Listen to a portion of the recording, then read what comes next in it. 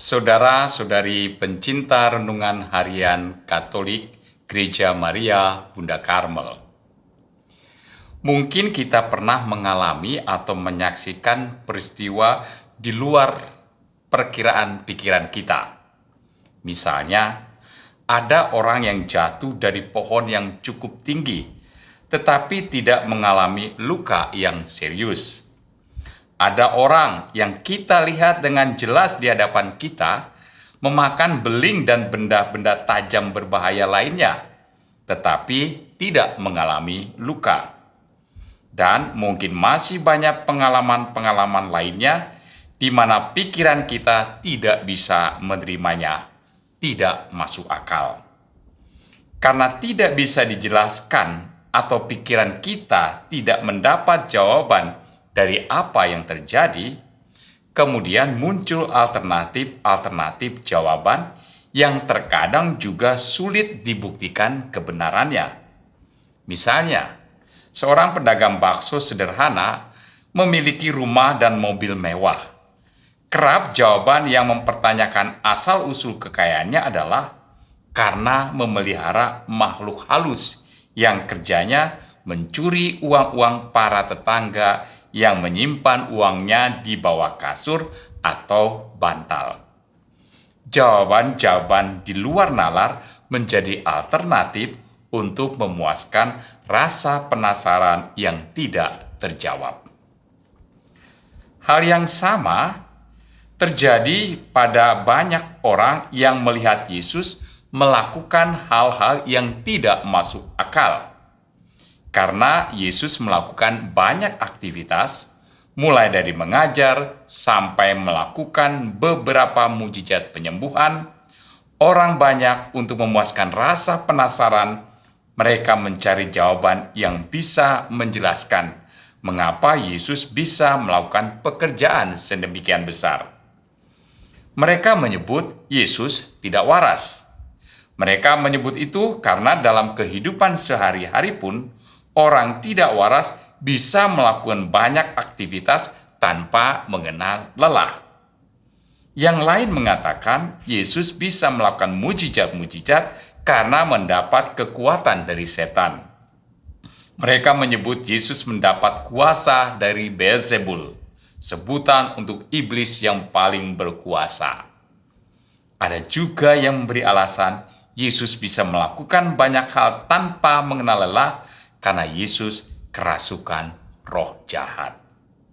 Semuanya mencoba mencari alasan yang dicari-cari untuk bisa menjelaskan dari mana Yesus memperoleh kekuatan yang besar tersebut.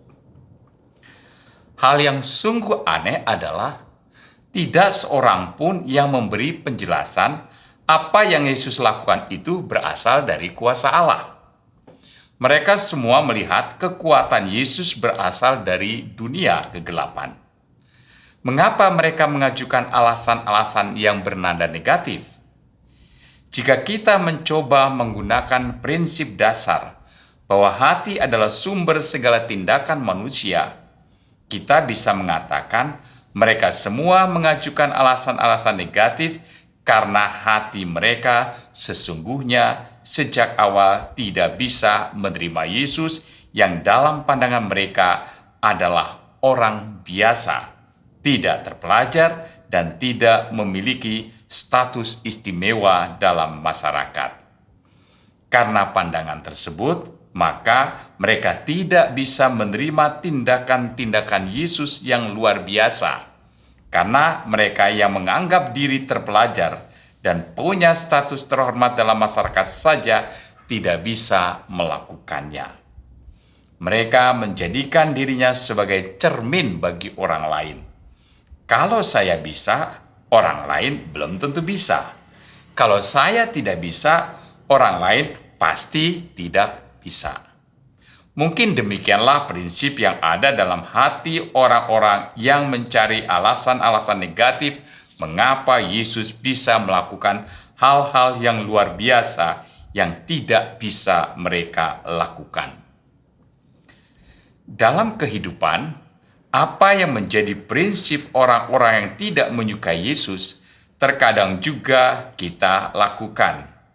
Kita mencari alasan yang kadang bernada negatif hanya karena orang lain yang kita pandang lebih rendah bisa melakukan banyak hal yang melampaui apa yang telah kita lakukan.